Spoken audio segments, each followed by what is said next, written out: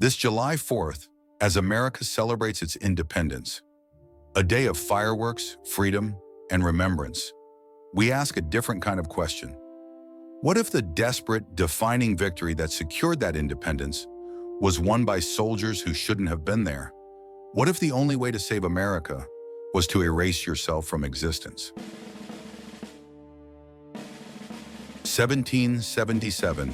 The dream of liberty is on the verge of becoming a nightmare. A massive British army, under the command of General John Burgoyne, slices down from Canada. The Continental Army, led by General Horatio Gates, scrambles to oppose him, but they are outmatched. The fate of the revolution rests on the defense of Saratoga, and destiny is about to be rewritten. 2.5 centuries later, high above North Carolina, the roar of jet engines fills the sky. They are paratroopers of the legendary 82nd Airborne Division. Suddenly, an event for which there is no checklist. The aircraft are engulfed in a silent, shimmering field of green and violet light. It is a tear in the fabric of time. The jump light is still green. The order is given.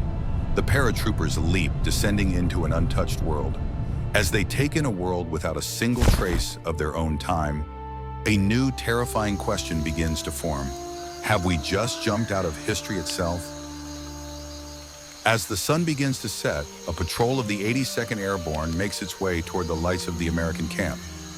They are brought before a stunned General Gates. The colonel, anticipating the suspicion, knows he must provide proof that is not only impossible, but undeniable. As dusk turns to a cold, moonless night, the tense meeting moves to the command tent. Gates is skeptical. His officers are hostile. He demands proof. The colonel nods respectfully. "General," he says, "while my men rested, I sent out a scout. Not a man, but a silent, flying eye." He places a ruggedized tablet on a campaign table. It glows to life. Gates squints, confused. Then his blood runs cold. He recognizes the layout of the British camp. He sees the faint, glowing shapes of men moving between tents, of stacked muskets. It is a live view of his enemy's camp right now, in the dead of night. It is sorcery.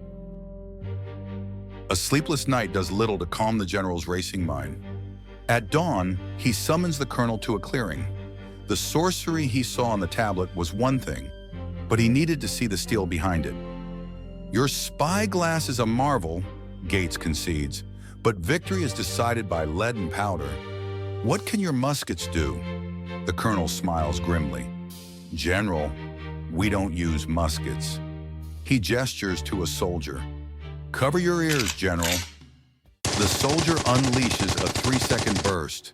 The sound is a single deafening roar. The oak tree explodes in a shower of splintered wood. The deafening roar of the machine gun still echoed in their ears. Back in the command tent, the mood was no longer one of skepticism, but of hushed, terrified awe. General Gates looked at the modern soldiers and then at his campaign map, realizing he wasn't just commanding an army. He was allied with a force from another world. The discussion was no longer about lines of battle. It was about surgical strikes, decapitation. A new plan was formed, one that was completely alien to 18th century thought. At night, the plan goes into motion. The British Army will not simply be defeated, it will be unmade. A sniper team eliminates key British officers. Another team vaporizes their supply train in a fireball that turns night into day. The British Army wakes to a nightmare. Leaderless and starving, they are a cornered animal. In a final desperate act, Burgoyne orders a full frontal assault. They march straight into a 21st century kill zone. It is not a battle, it is a harvest. Seeing the world's most feared army torn to shreds, the Continental soldiers are filled with a righteous fury. Led by a roaring Benedict Arnold on his horse, they surge from their defenses. The paratroopers watch the bravest man on the field charge into glory, knowing the dark, infamous path his name would one day take in the history they came from. The charge turns the massacre into a rout. The field was won. But how would the most powerful empire on Earth react to a defeat that defied all logic? There is nothing left to do but surrender. A stunned General Burgoyne hands his sword to Horatio Gates. But the war didn't end because one army lost. It ended because of the story that crossed the ocean. The reports that reached London were not of a military defeat, but of madness, of phantom soldiers, impossible weapons, and divine destruction. The will to continue a war against a foe that commanded inexplicable power collapses instantly. The war ends.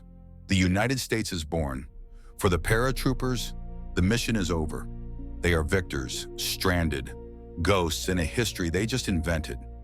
Every soldier carries the memory of a family, a lineage stretching back through the generations. By saving the revolution so decisively, have they altered the very timeline that created them?